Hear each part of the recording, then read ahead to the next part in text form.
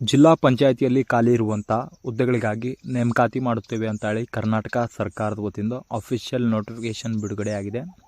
ಈ official notification ಮುಖಾಂತರ ನಾನು ನಿಮಗೆ ಈ ಒಂದು ವಿಡಿಯೋದಲ್ಲಿ ಹೆಚ್ಚಿನ ಮಾಹಿತಿಯನ್ನು ತಿಳಿಸ್ಕೊಡ್ತೇನೆ. ಆದ ಕಾರಣ ನೀವು ಈ ಒಂದು ವಿಡಿಯೋವನ್ನು ಸಂಪೂರ್ಣವಾಗಿ ವೀಕ್ಷಿಸಿ ಆ್ಯಂಡ್ ಅದರ ಜೊತೆಲೆ ಬೆಲ್ ಐಕನ್ ಕೂಡ ಆಲ್ ಅಂತೇಳಿ ಪ್ರೆಸ್ ಮಾಡಿ. ಸ್ನೇಹಿತರೆ, ಈಗಾಗಲೇ ತಿಳಿಸಿರುವ ಹಾಗೆ ಯಾದಗಿರಿ ಜಿಲ್ಲಾ ಪಂಚಾಯತ್ ವತಿಯಿಂದಾಗಿ ಹುದ್ದೆಗಳಿಗೆ ನೇಮಕಾತಿಯಾಗಿದೆ.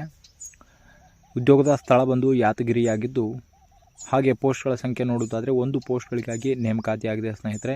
ಇನ್ನು ಹುದ್ದೆಗಳ ವಿವರದ ಬಗ್ಗೆ ನೋಡುವುದಾದರೆ ತಾಲೂಕು ಸಂಯೋಜಕರ ಹುದ್ದೆಗಳಿಗಾಗಿ ನೇಮಕಾತಿಯಾಗಿದೆ. ಅದೇ ರೀತಿಯಾಗಿ ಈ ಒಂದು ಹುದ್ದೆಗೆ ವಯಸ್ಸಿನ ಮಿತಿ ಬಂದು ಅಭ್ಯರ್ಥಿಗಳು ಕನಿಷ್ಠ 21 ವರ್ಷನ ಪೂರೈಸಿರಬೇಕು ಹಾಗೂ ಗರಿಷ್ಠ 43 ವರ್ಷ ವಯೋಮಾನ ಮೀರಿರಬಾರದು ಅಂತೇಳಿ ಈ ಒಂದು ಅಫಿಷಿಯಲ್ ನೋಟಿಫಿಕೇಷನ್ ಮೂಲಕ ತಿಳಿಸಲಾಗಿದೆ.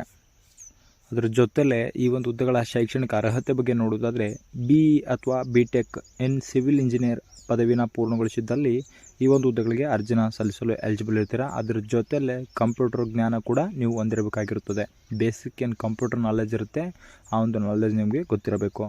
ಆ್ಯಂಡ್ ಈ ಒಂದು ಹುದ್ದೆಗೆ ಅರ್ಜಿ ಶುಲ್ಕ ಯಾವುದೇ ರೀತಿಯಾಗಿರ್ತಕ್ಕಂಥ ಅರ್ಜಿ ಶುಲ್ಕ ಇರುವುದಿಲ್ಲ.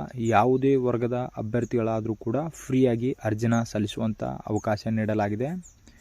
ಇನ್ನು ಮುಖ್ಯವಾಗಿ ಸೆಲೆಕ್ಷನ್ ಪ್ರೋಸೆಸ್ ಬಂದು ಇಲ್ಲಿ ಯಾವುದೇ ರೀತಿಯಾಗಿರ್ತಕ್ಕಂಥ ಪರೀಕ್ಷೆ ನಿಗದಿಪಡಿಸಿಲ್ಲ ಸ್ನೇಹಿತರೆ. ಜಸ್ಟ್ ಒಂದು ಸಂದರ್ಶನದ ಮೂಲಕ ಆಯ್ಕೆ ಮಾಡಿಕೊಳ್ಳಲಾಗುವುದು ಅಂತೇಳಿ ತಿಳಿಸಲಾಗಿದೆ.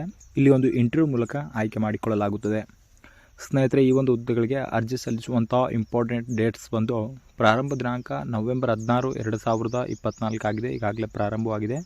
ಮತ್ತು ಕೊನೆಯ ದಿನಾಂಕ ನವೆಂಬರ್ 29, 2024 ಆಗಿದೆ ಸ್ನೇಹಿತರೆ. ಈ ಒಂದು ಹುದ್ದೆಗಳಿಗೆ ಅರ್ಜಿ ಸಲ್ಲಿಸುವಂತಹ ಲಿಂಕನ್ನು ನಾನು ಕೆಳಗಡೆ ಡಿಸ್ಕ್ರಿಪ್ಷನಲ್ಲಿ ಕೊಟ್ಟಿರುತ್ತೇನೆ. ಆ ಒಂದು ಲಿಂಕ್ ಮುಖಾಂತರ ನೀವು ಅರ್ಜಿನ ಸಲ್ಲಿಸಬಹುದಾಗಿದೆ.